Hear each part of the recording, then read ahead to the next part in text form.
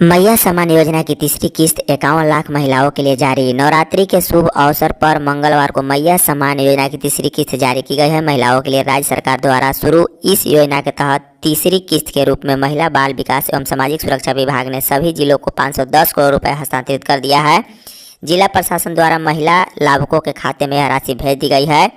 इस योजना के तहत अभी राज्य की 51 लाख के करीब महिलाओं को आर्थिक सहायता दी जा रही है। बता दें कि मुख्यमंत्री हेमंत सोरेन ने अपने सोशल मीडिया प्लेटफॉर्म एक्स पर लिखा है कि नवरात्रि के पावन बेला में मैया सम्मान राशि की तीसरी किस्त बहनों के खाते में सीधे पहुंचेगी। पिछले 2 महीने में सम्मान राशि की यह तीसरी किस्त रिकॉर्ड समय में पहुंचाई जा रही है। इससे पहले मैया सम्मान योजना की पहली किस्त रक्षाबंधन के अवसर पर 18 अगस्त को जारी हुई थी।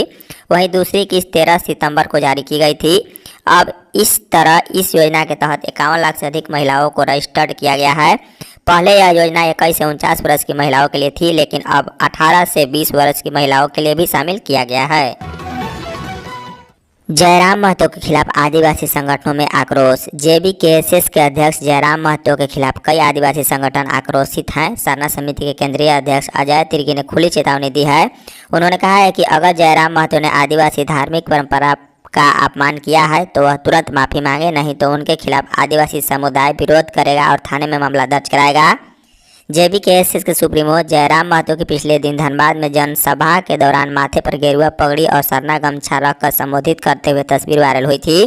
वहीं केंद्रीय सरना समिति के अध्यक्ष ने कहा है कि जयराम द्वारा आदिवासियों की धार्मिक भावना को ठेस पहुँचाने का काम किया गया। इधर केंद्रीय सरना समिति के केंद्रीय अध्यक्ष फूलचंद तिर्की ने कहा है कि सरना गमछा पर खड़े होकर भाषण देना आदिवासियों की धार्मिक भावनाओं को ठेस पहुंचाना है, इसलिए उन्हें आदिवासी समाज से माफ़ी मांग लेनी चाहिए। झारखंड में 2 दिन बाद साफ होगा मौसम। रांची समेत झारखंड में अगले 2 दिन तक आंशिक बादल छाए रहेंगे और कुछ स्थानों पर गरज के साथ हल्के से मध्य दर्जे की बारिश के आसार हैं। कुछ जगह वज्रपात का भी अलर्ट जारी किया गया। हालांकि इसके बाद मौसम साफ होने की उम्मीद है। मंगलवार को राज्य के संताल परगना के गोड्डा में सबसे अधिक 123.2 मिलीमीटर बारिश हुई है, जबकि शाम को रांची में 31.4 मिलीमीटर वर्षा रिकॉर्ड की गई। वहीं मंगलवार को दिन में गिरिडीह में 14.5 और रामगढ़ में 8.5 समेत कुछ अन्य स्थानों पर हल्की बारिश हुई है। मौसम विभाग के अनुसार सुबह में पिछले 24 घंटे में पलामू में 37.5 मिलीमीटर और खलारी में 32 मिलीमीटर, लोहरदगा में 10 मिलीमीटर बारिश हुई। मौसम विभाग के अनुसार राज्य में अभी तक अक्टूबर में 12.3 मिलीमीटर बारिश हुई है, जो कि सामान्य बारिश से 63% कम है। झारखंडियों को भीख नहीं मेहनत की रोटी चाहिए, जयराम महतो। राजमहल प्रखंड क्षेत्र के मुंडरी शिव मंदिर मैदान में मंगलवार को झारखंड क्रांतिकारी लोकतांत्रिक मोर्चा का राजमहल विधानसभा बदलाव संकल्प जनसभा को संबोधित करते हुए पार्टी के राष्ट्रीय अध्यक्ष जयराम महतो ने कहा है कि झारखंड विधानसभा चुनाव के बिगुल बजते ही राज्य सरकार व केंद्र सरकार लॉलीपॉप जनता को थमाने का काम कर रही है। मैया सम्मान योजना व गोगो दीदी योजना सिर्फ चुनावी लॉलीपॉप है। हमें इन सभी पर ध्यान नहीं देना चाहिए। माता को सम्मान देना हो तो उनके बेटा और पति को रोजगार दीजिए। हमें भीख नहीं मेहनत की रोटी चाहिए। झारखंड क्रांतिकारी लोकतांत्रिक मोर्चा की सरकार बनती है तो झारखंड में संचालित प्राइवेट कंपनी में 75% झारखंडी के रोजगार सुनिश्चित होगी। उन्होंने कहा है कि पार्टी की ओर से उन्हें राजमहल विधानसभा से प्रत्याशी मोतीलाल सरकार को बनाया है। उन्होंने कहा है कि पहले हम झारखंडी खेती में इतने सक्षम थे कि कोई हमारे दरवाजे पर मांगने आता था तो 5 से 10 किलो अनाज दान करते थे। आज वही स्थिति बदल गई है। हम राशन दुकान में 4 से 5 किलो अनाज के लिए घंटों खड़े रहते हैं। झारखंड कैबिनेट की बैठक में 81 प्रस्तावों को स्वीकृति। मुख्यमंत्री हेमंत सोरेन के नेतृत्व में राज्य कैबिनेट के स्वास्थ्य क्षेत्र में सुधार और आधारभूत संरचनाओं के लिए सरकार का खजाना खोल दिया गया है। अकेले ही रिम्स परिसर में भवनों के निर्माण और जीर्णोद्धार के लिए 738 करोड़ रुपये से अधिक योजनाओं को स्वीकृति मिली है। इसके साथ ही सभी अस्पतालों में मॉड्यूलर ओटी के निर्माण की भी स्वीकृति दी गई। मेडिकल कॉलेजों एवं अन्य अस्पतालों में 35.69 करोड़ रुपए में मॉड्यूलर ओटी का निर्माण होगा। वहीं रांची सदर अस्पताल में सीटी स्कैन और एमआरआई मशीन खरीदी जाएगी। मंगलवार को कैबिनेट की बैठक में कुल 81 प्रस्तावों को स्वीकृति प्रदान की गई। कैबिनेट ने बुजुर्गों पर खास ध्यान देते हुए इंदिरा गांधी पेंशन योजना का दायरा 80 वर्ष से अधिक के बुजुर्गों के लिए भी बढ़ा दिया है। इन्हें हर महीने 1000 रुपये पेंशन के तौर पर मिलेंगे। कैबिनेट सचिव वंदना दादेल ने मीडिया को तमाम निर्णयों की जानकारी दी है। वहीं कैबिनेट के निर्णय के बाद अब झारखंड के सरकारी स्कूलों में कक्षा 9 से 12 तक के विद्यार्थियों को डायरी मिलेगी, जिस पर उनके नियमित क्रियाकलापों को अंकित किया जा सकेगा। वहीं झारखंड के सभी जिलों में बार काउंसिल भवन बनाने के प्रस्ताव को भी स्वीकृति प्रदान की गई है। हरियाणा में पार्टी की जीत पर झारखंड भाजपा में जश्न। हरियाणा विधानसभा चुनाव में भारतीय जनता पार्टी को जीत मिली है। इससे झारखंड भाजपा के कार्यकर्ताओं का उत्साह भी चरम पर है। मंगलवार को प्रदेश कार्यालय के बाहर भाजपा कार्यकर्ताओं ने आतिशबाजी की और मिठाइयाँ बांटी है। बता दें, प्रदेश अध्यक्ष बाबूलाल मरांडी और संगठन महामंत्री कर्मवीर सिंह भी कार्यकर्ताओं के इस उत्साह में शामिल हुए। बाबूलाल मरांडी ने कहा है कि प्रधानमंत्री नरेंद्र मोदी के वादों पर भरोसा कर हरियाणा के लोगों ने तीसरी बार भाजपा की सरकार बनाई है। साथ ही भ्रष्टाचार के खिलाफ चलाए जा रहे अभियान को भी लोगों ने अपना समर्थन दिया है। झारखंड प्रदेश कांग्रेस मुख्यालय पर मंगलवार को जम्मू कश्मीर विधानसभा चुनाव 2024 में INDIA को प्रचंड बहुमत मिलने, हरियाणा में कांग्रेस की सीटें बढ़ने एवं झारखंड प्रभारी गुलाम अहमद मीर को विधानसभा चुनाव में जीत मिलने की खुशी पर पटाखा फोड़कर जश्न मनाया गया है।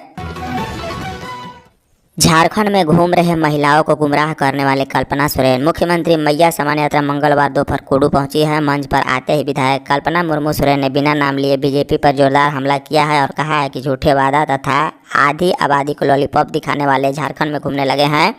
आधी आबादी जहां घर संभालती है, वहीं घर से निकलने के बाद दुर्गा व काली बनकर दुश्मनों का संहार करती है। झारखंड की आधी आबादी जाग चुकी है। आधी आबादी नारी शक्ति बनकर झूठे सपने दिखाने वालों को मुंहतोड़ जवाब देगी। विधायक कल्पना मुर्मू सोरेन ने मुख्यमंत्री मैया सम्मान योजना के संबंध में कहा है कि महिलाओं को राज्य के मुख्यमंत्री हेमंत सोरेन मजबूत बनाने का काम कर रहे हैं।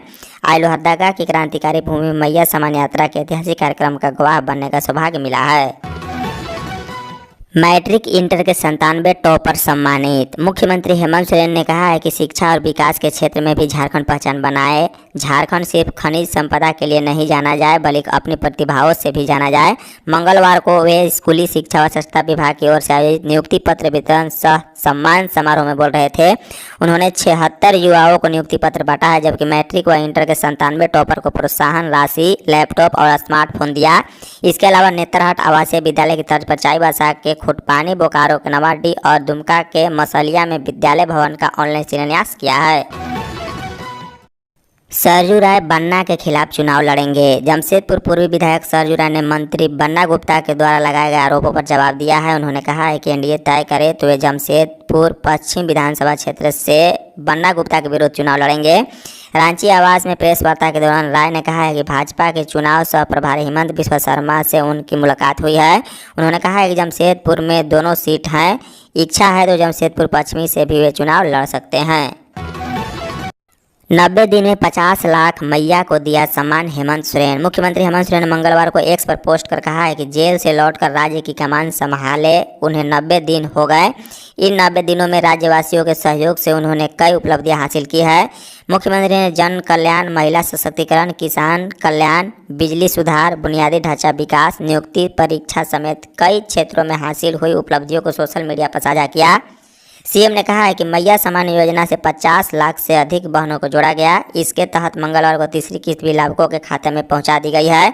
मुख्यमंत्री ने लिखा, किसान कल्याण के क्षेत्र में भी कई उपलब्धियां हासिल हुई है। लाखों किसानों के 2 लाख रुपए तक के कर्ज माफ हुए हैं और दूध खरीद में किसानों को 5 रुपये प्रति लीटर बोनस मिल रहा है। कांके सीओ समेत 3 के घर छापा। रांची में जमीन गड़बड़ी की जांच में जुटे प्रवर्तन निदेशालय के अफसरों को मैनेज करने से जुड़े मामले में ईडी ने इन्फोर्समेंट केस इन्फॉर्मेशन रिपोर्ट दर्ज कर छानबीन शुरू कर दी है। सुखदेव नगर थाना में जमीन कारोबारी संजीव पांडे और अधिवक्ता सुजीत कुमार की ओर से दर्ज मामले के आधार पर ईडी ने यह ECIR दर्ज की गई है।